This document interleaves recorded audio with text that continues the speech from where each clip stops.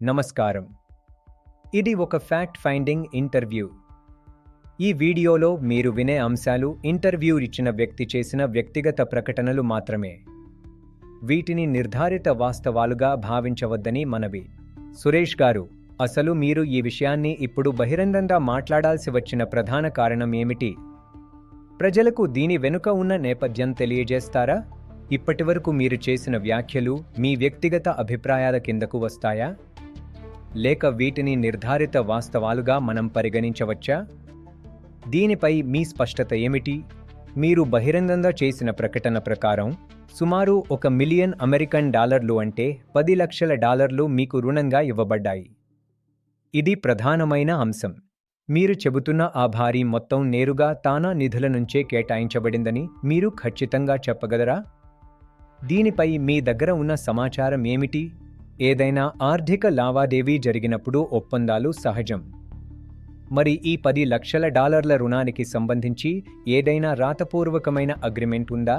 ఒకవేళ అటువంటి పత్రాలు ఉంటే వాటిని చట్టపరంగా విచారణ సంస్థలకు లేదా బహిరంగంగా ప్రజలకు చూపించే ధైర్యం మీకు ఉందా? సంస్థలో ఎటువంటి పెద్ద మొత్తాల లావాదేవీలకు బోర్డు అనుమతి తప్పనిసరి. ఈ లోన్ విషయంలో బోర్డు నుంచి ఎటువంటి అనుమతులు లభించాయి? అసలు అనుమతి ఉందా? బోర్డు అనుమతి ఉంటే అది ఏ తేదీన జరిగింది? ఆ తీర్మానం నంబర్ లేదా దానికి సంబంధించిన వివరాలను మీరు వెల్లడించగలరా? మీరు ఈ తీవ్రమైన ప్రకటనలు చేయడానికి ముందు కనీసం తానా బోర్డు సభ్యులకు లేదా బాధ్యులకు సమాచారం ఇచ్చారా? వారి ప్రమేయం ఇందులో ఎంతవరకు ఉంది?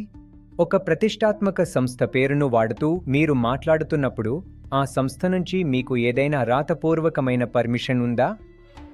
దీనిపై మీ వివరణ ఏమిటి? కేవలం మాటలతోనే సరిపెడతారా లేక ఈ అంశంపై ఏదైనా అధికారికంగా చట్టపరమైన ఫిర్యాదు లేదా కేసు నమోదు చేశారా? న్యాయ పోరాటానికి మీరు సిద్ధమేనా? నిజాయితీగా ఉన్నప్పుడు ఎవరైనా విచారణకు సిద్ధపడతారు. మరి ఒక స్వతంత్ర సంస్థ ద్వారా జరిగే ఆడిట్కు లేదా విచారణకు మీరు సహకరిస్తారా? సిద్ధంగా ఉన్నారా? ఒకవేళ విచారణలో మీ ప్రకటనలు తప్పని లేదా నిరాధారమని తేలితే మీరు బహిరంగంగా క్షమాపణలు చెప్పడానికి లేదా స్పష్టీకరణ ఇవ్వడానికి కట్టుబడి ఉంటారా? దీనికి మీ సమాధానం ఏమిటి? ఆరోపణలు ఎవరైనా చేయవచ్చు, కానీ వాస్తవాలు మాత్రమే నిలబడతాయి.